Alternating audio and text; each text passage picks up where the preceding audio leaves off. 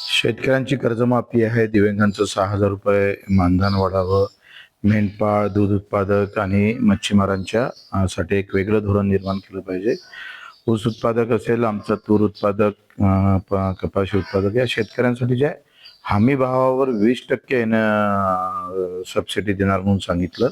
MSPच्या 20% असं आम्ही म्हटलं नाही, सरकारनंच म्हटलं होतं. त्याची अजूनपर्यंत घोषणा नाही, त्याची मागणी पूर्ण केलेली नाही आहे. युवकांचे अतिशय बेकार हाल आहे. एकतर भत्ता द्यावा, नाही तर त्यांना रोजगाराची व्यवस्था करावी. घरकुलाचा जो निधी भेटतो तो फार कमी भेटत आहे. 1.25 लाखात काहीच होत नाही. काल आम्ही पाहिलंय का बऱ्याच लोकांचे काल SMS आले, बच्चू 15,000 भेटलं आणि 15,000 नंतर अजूनही पैसे भेटले नाही. 3-3, 4-4, 6-6 महिने हप्ते भेटत नाही, त्यांचे उरलेले पैसे भेटत नाही.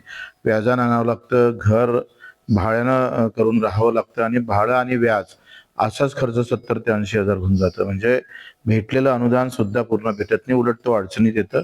तुम्ही जर पाहिलं तर अंगणवाडी सेविकांचे अजूनही मानधन त्यांचा पगार झाला नाही. 6 महिने झाले, विहिरीचे पैसे भेटले नाही. MRGS मध्ये काम करणाऱ्या मजुराचे पैसे भेटले नाही.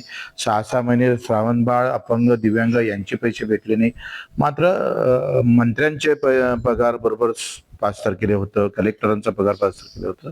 पण हे सगळे कष्टकरी घटक आहेत, जे गरीब आहे, यांना मात्र सरकार व्यवस्थित दुर्लक्ष केलं जात आहे. सगळ्यात महत्वाचं काय, MSP आम्ही पाहतो MRGS पेरणी ते कापणीपर्यंत सगळे कामं हे MRGS मधून कव्हर केले पाहिजे. फळ उत्पादक शेतकऱ्याला जर 3% लागवडीसाठी देत आहे, तसंच त्याला 3+5 म्हणजे उरलेले 5 वर्ष सुद्धा MRGS मध्ये त्याला कव्हर करणं गरजेचं आहे. मजुरीचा खर्च, या सगळ्या मागण्या घेऊन आम्ही सरकार समोर हे उपोषण सुरू करतो आहे. एक सामान्य माणसाचा आवाज बनण्याचा प्रयत्न करतोय. सरकारनं लक्ष दिलं पाहिजे. सरकारनं जर लक्ष दिलं नाही, कारण जाती OBC मराठा असेल किंवा धार्मिकता असेल प्रचंड, याच्यामध्ये मुद्द्याची लढाई आम्ही लढतोय.